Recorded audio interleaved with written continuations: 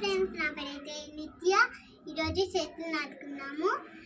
And వానలు అసలు పడట్లేదు, అందుకే ఎండలు ఫుల్ వస్తున్నాయి. అందుకు చెట్లు నాటుకున్నాము. చెట్లు నాటుకున్న వల్ల మనకి గాలి వాన అన్నీ వస్తాయి. హ్యాపీగా ఉంటాము. ఇప్పుడు చెట్లు నాటుకున్నాము. ఇదిగోండి ఈ చెట్టు, మళ్ళీ ఈ చెట్టు. ఫస్ట్ ఈ కర్రతోటి ఇట్లా మొక్క పెట్టాలి.